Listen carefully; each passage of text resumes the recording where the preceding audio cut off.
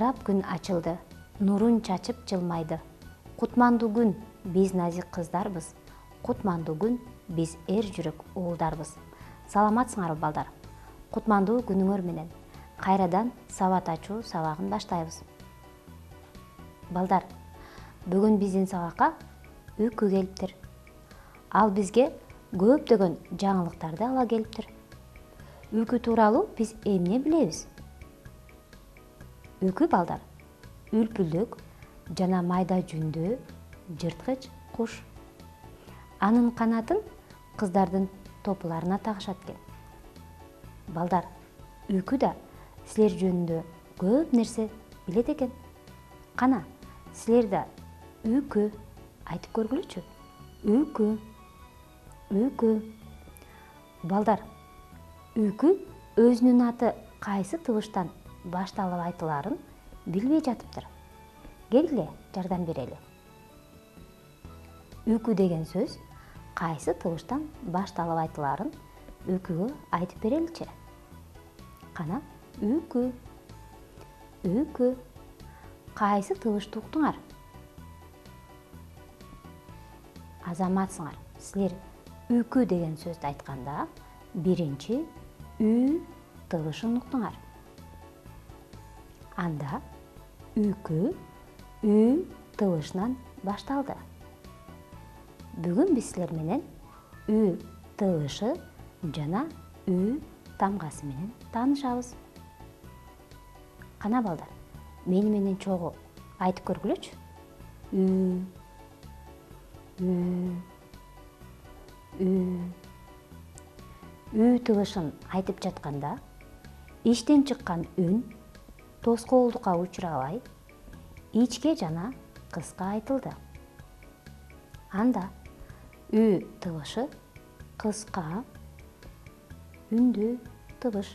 Балдар, силер менен чогуу үкү да үйрөнүп алсын. Кайталап айтып көргүлөчү. Үй тыбышы үндүү тыбыш.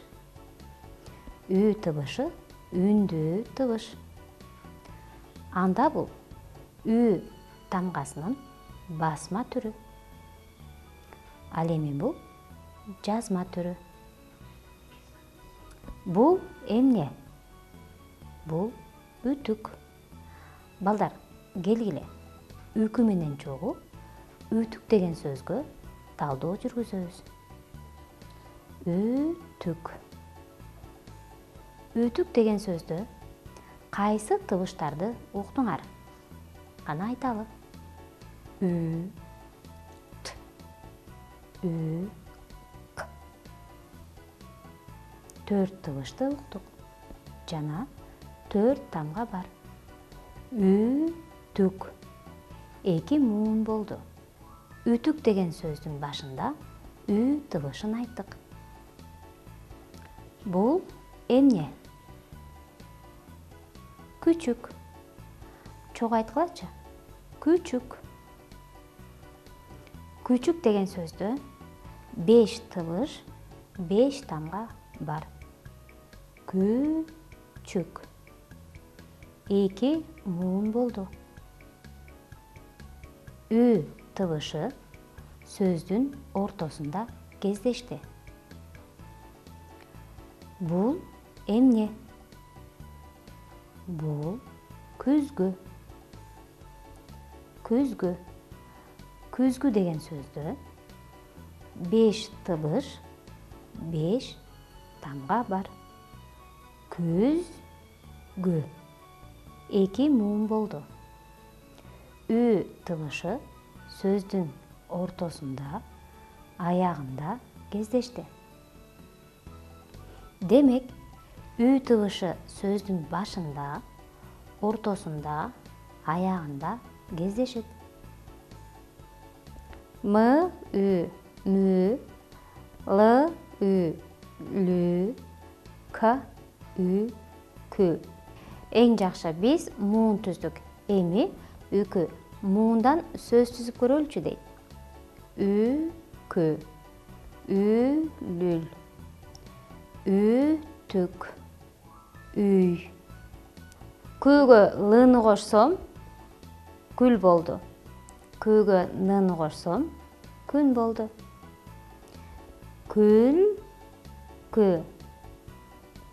Балдар, биз үкүнүн тапшырмасын аткардык. Муундан сөз түздүк. Достор, биз буга чейин тамгадан муун, муундан сөз, сөздөрдөн сүйлөм түзүлөт деп айтканбыз. Анда сөздөрдөн сүйлөм түзөлү. Үкү биз менен чогуу сүйлөм түзгөндү үйрөнүп алсын. Бул үкү. Бул сүйлөм эки сөздөрдөн түзүлдү. Бул үлүл. Бул сүйлөм дагы эки сөздөрдөн түзүлдү. Үмүт, көйнөк, үтүктөдү. Бул сүйлөм үч сөздөрдөн түзүлдү.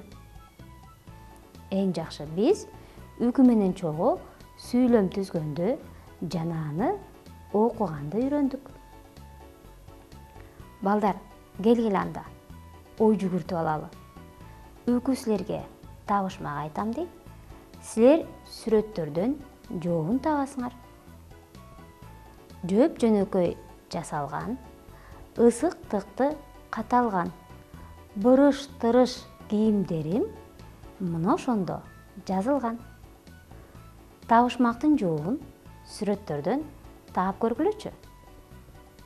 Гүл, күн, үтүк. Кайсы сүрөт табышмактын жообу деп ойлойсуңар? Туура, ал үтүк. Балдар, келгиле азыр үкүнүн өзүнүн аты кайсы тамга менен жазыларын көрсөтүп, үй тамгасынын жазыларын көрсөтүп, өзүбүз дагы үйрөнүп алалы. Анда үй тамгасынын жазуудагы элементине көңүл бургула. Жазып жатканда жумушчу сызыкты пайдаланабыз. Үстүңкү жана астыңкы сызыкты колдонобуз. Калемди туура кармап, абада жазып көргүлө. Азаматсыңар балдар. Биз үкүгө үй тыгышын жана үй тамгасынын белгиленишин көрсөттүк. Тыбыш тамга менен белгиленет. Балдар, келгиле анда силер менен чогуу үй тамгасынын басма түрүн ашканадагы ар кандай нерселер менен жасап көрсөңөр болот. Мен силерге гречканын жардамы менен үй тамгасынын басма түрүн жасайын деп алып келдим. Биринчи карандаш менен үй тамгасынын басма түрүн кагазга тартып алабыз. Эми биз тартып алган барагыбызга желимдеп алабыз.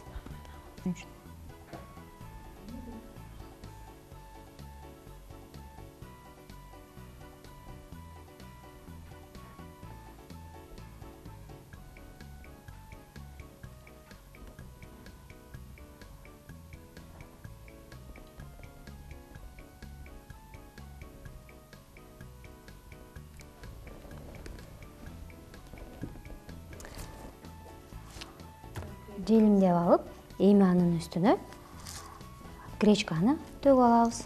Коркпой эле, көп эле төгүп алсаңар болот. Чачылса эч нерсе болбойт балдар. Кайра иреттеп алабыз.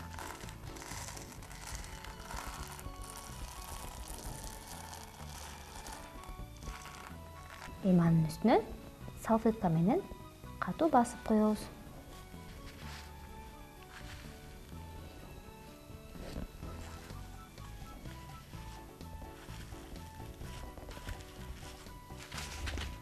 Эми биз анын чапталбай калган гречканы кайра идишине төгүп алабыз.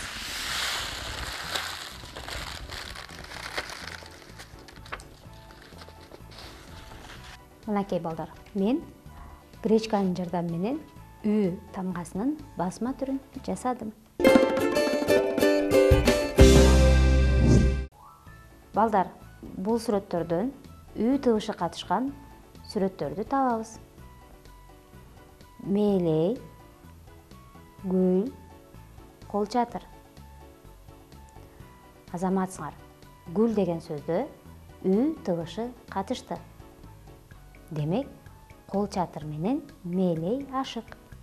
Балдар, гүлдү карасаңар, эмне болгон? Ооба, гүлдүн гүлдөрү түшүп калыптыр. Аларды чогултуш керек экен. Бүгүнкү өтүлгөн сабагыбызда эмнени үйрөнгөнүбүздү кайталасак, үкүнүн гүлдөрүнүн жанданат экен. Келгиле анда. Бүгүн эмнени үйрөндүк? Кайталайлы. Бүгүн үй тыбышы жана тамгасы менен тааныштым. Үй тыбышы үндүү тыбыш экенин билдим. Үй тыбышы сөздүн башында, ортосунда, аягында кездешерин билдим. Үй тамгасын катыштырып муун түздүм. Сөздөрдөн сүйлөм түздүм. Силер азаматсыңар. Үкү менен чогуу бүгүнкү үйрөнгөн нерселерибизди туура кайталап, гүлдүн дагы гүлдөрүн чогултуп бердик. Ушуну менен сабагыбыз аяктады. Саламатта калгыла.